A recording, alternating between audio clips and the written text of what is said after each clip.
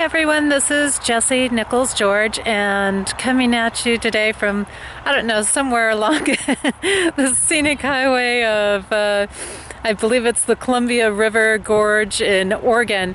And I started to film a little something for you earlier today and lost out on some battery power. So I ended up having to film a little bit later in our day after the adventure day today.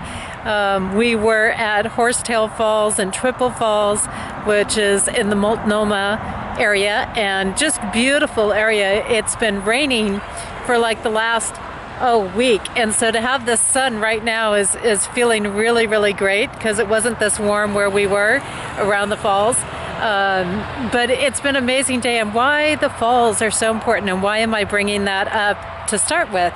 Not only was that part of what we were doing today, but this is a monthly video, and waterfalls are great. They're renewal energy, they're cleansing, they're clearing. They're the energy that we can purify by and create by both, which is perfect when we're looking at this full moon in the sign of Aries right now.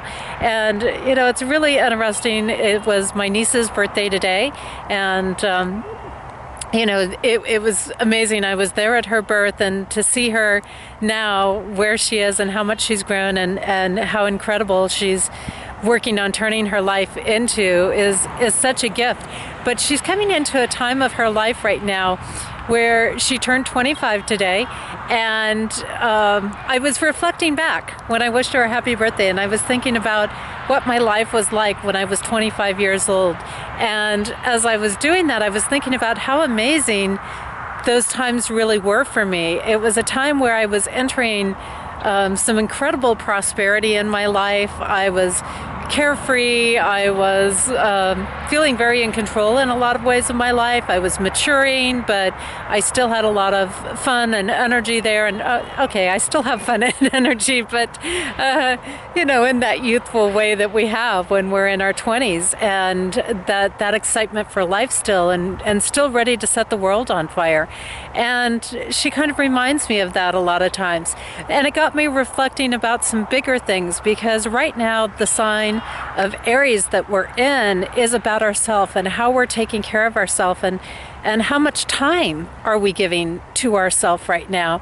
And these are really big questions, because a lot of people have looked at this whole money piece, and I know I looked at that in different shows that I've been doing recently and talking with people about that, and they're always like, when's the money going to get better? Well, I thought I would tie this all together today. And one of the big pieces that people forget is that there's so many times that people come up and they'll say, well, just tithe and just do this and just take advantage of that program and just take these steps. But it's about so much more than that. And when we look at how do we bring that money in, how do we become the manifester? And that is to stop seeing money as such an inanimate object, because it is full of life. It comes from life. It holds the codes just like we hold the codes in us. Trees hold codes, and it goes through processes just like we go through processes. So when we start to have compassion for money itself and what it goes through and what it does in this world, and the control that it's been under and the abuse that it's been under, when we look at people who have used it in abusive ways, these are all important things. But we still come back to how do we get that? How do we bring that into our lives where we can really enjoy it and start to turn that relationship with money around? Well, as I start to do that, and I think of this because Aries is our starting time in the seasonal year, right? And it is that time where we're looking at what are we going to create, what are we going to develop, what are we going to manifest. So whether it's money or something else in our life, it could be a relationship, it could be a job, it could just be a way of living life. There's one big thing that comes down and one topic that comes up, and people talk about tithing. Well, you need to tithe. If you want money, then give money. If you want time, then give time, and things like this. And we're used to giving time and money and being of service that way. But really, when we look at this tithing aspect, what we're being asked is we're being asked to give our time to the divine. We're being asked to sit and to be still and to commune. And when we take the time for that, And we take the time to do that, and that can come through meditation, that can come through taking hikes, that can come through sound and music and being still, and that can come with just being out in nature of any sort, just walking outside and paying attention to what's around. So really, when we look at that tithing, are you doing that tithing? You know, are you giving an average of 2.5 hours a day? And people go, whoa, 2.5 hours a day, that's a heck of a lot to give out, isn't it? But when we look at it and we say, you know what, I don't lose any time. If I give 2.5 hours a day to the divine, and I can split that up, that can be 4 half-hour segments or 8 15-minute segments or 2 hour and 15-minute segments, it doesn't matter. Do a good long meditation.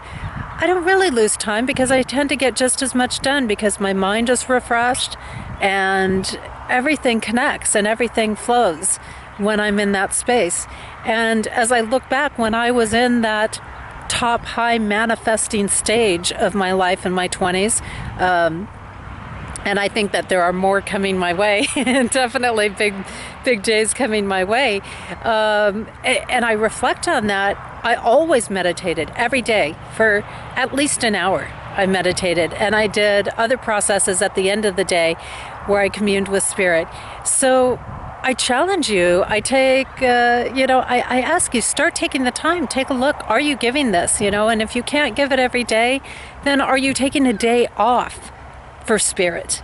Are you taking a day off to really, really fully connect? And this is powerful, and it does make a difference in whatever you're creating and whatever you're manifesting. And for me, that's really one of my number one top keys to making it work. And I know that in doing this tour that I'm doing and being on the road full time, which has been an amazing journey, and I'm starting another year here of touring around the U.S. with Orly. It's so powerful having that time to be in nature.